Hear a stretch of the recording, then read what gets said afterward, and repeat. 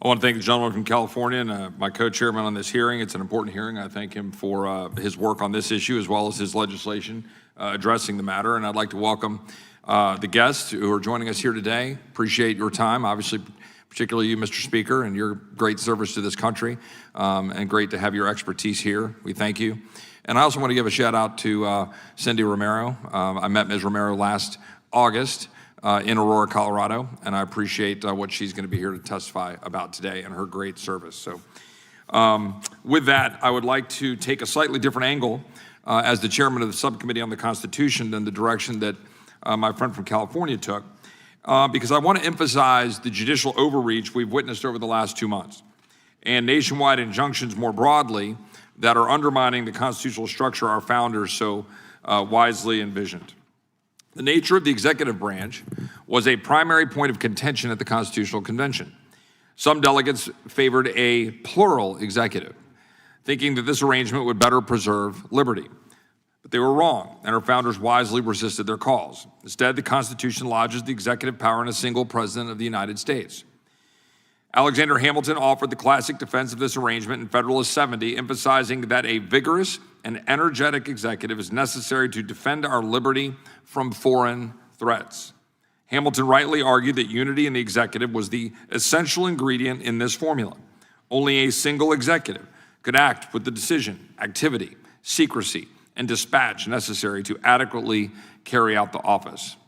And on a note, I have introduced legislation in the past, it's called the Article 1 Act, to try to cabin in the executive branch when it's not necessarily working directly with Congress, and I'm happy to work with my colleagues on the other side of the aisle on these concepts when we have these lingering emergencies, in many cases these national emergencies that date back to the 1970s. There are times for the Congress and for the legislative branch to assert itself, but the president's authority is at its zenith when we're talking about his actions as commander-in-chief.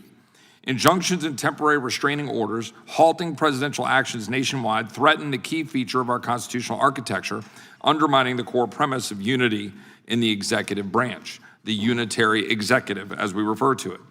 Even the most strident proponents of a plural executive at the Constitutional Convention advocated for an executive council of 3, maybe 5 members. Today, in practice, we are governed by an executive council of 678.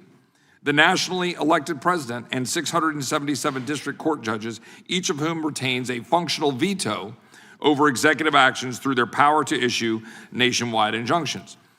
Scholars have long understood that a hostile judiciary or even a single hostile judge could abuse its power to issue nationwide injunctions to infringe upon the lawful authority of the President of the United States. Now, that's not a partisan point.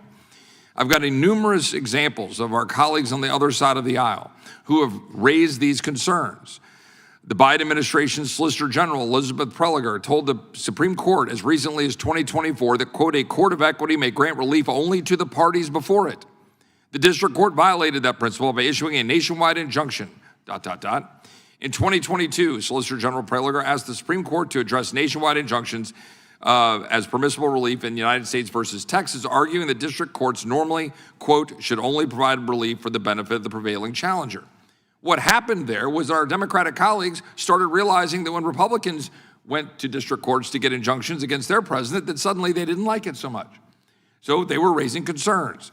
Justice Elena Kagan spoke out against nationwide injunctions by a single district judge in 22, quote, the ability of a single judge to stop implementation of a policy across the country.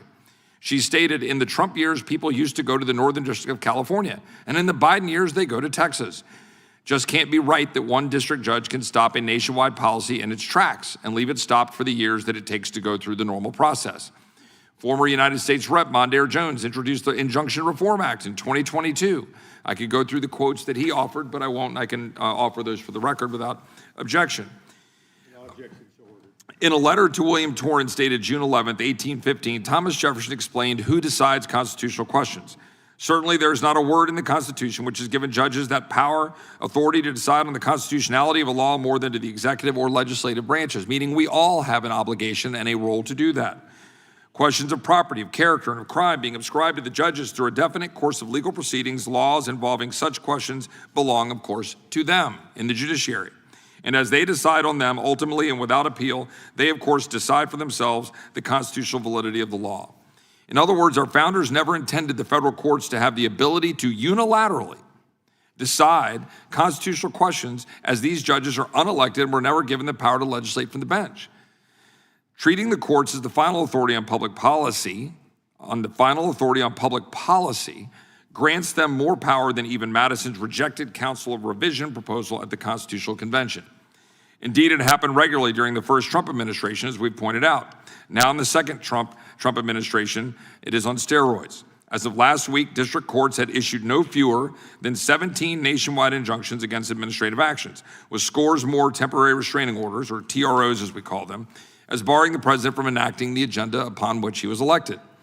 Alexander Hamilton wrote in Federalist 78 that even the Supreme Court would wield neither force nor will over politics, indicating he never envisioned the judiciary having the final say on every political decision or action. Now these injunctions and TROs have even infringed upon what the Supreme Court has described as conclusive and preclusive presidential powers, including core presidential authorities to conduct foreign affairs and repel invasions. Now, I have got numerous examples of what we've been dealing with. Just so people know, this is a 56-page summary that I've got of the 158, it might be 159 now, because we're having to track them on a daily basis, lawsuits against the administration and against the president for carrying out the agenda upon which he was elected. 17 injunctions, I think there are a great number more TROs, and the cases we're talking about, without going through all of them, nationwide TRO enjoining the Trump administration from freezing foreign assistance funding, enforcement order requiring the administration to pay approximately $2 billion within 36 hours. That's a judge singularly acting against the president's actions. Provisionally certifying a class and adjoining the Trump administration from deporting members of a foreign terrorist organization. A nationwide injunction adjoining the Trump administration from pausing, terminating, or amending any equity-related grants or contracts, DEI. A nationwide injunction enjoining the Trump administration from prohibiting federal funds from being spent to promote gender ideology. A nationwide TRO enjoining the Trump administration from prohibiting biological men from being housed in women's prisons. 2 injunctions regarding the administration for implementing an executive order considering transgender individuals in the military, birthright citizenship, issue after issue after issue that the administration is trying to act on according to the campaign upon which he ran. One in particular has earned the scrutiny it has received.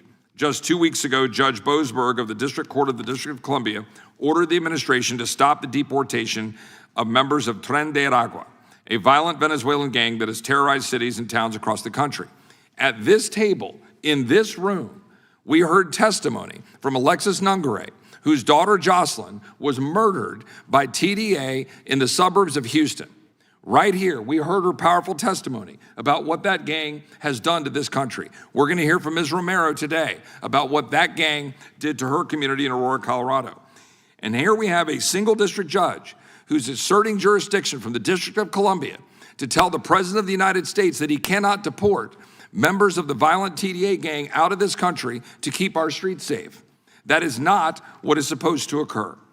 Today's hearing, what we'll learn from constitutional scholars and real Americans about what is wrong with the current system, is a good start. We should carefully study whether Congress should push back against judicial overreach using its constitutional power to structure and fund the courts. Our Constitution did not create a plural executive or judicial tyranny. Today, we're far too close to both. With that, I yield back. The gentleman yields back. We now recognize the subcommittee ranking member for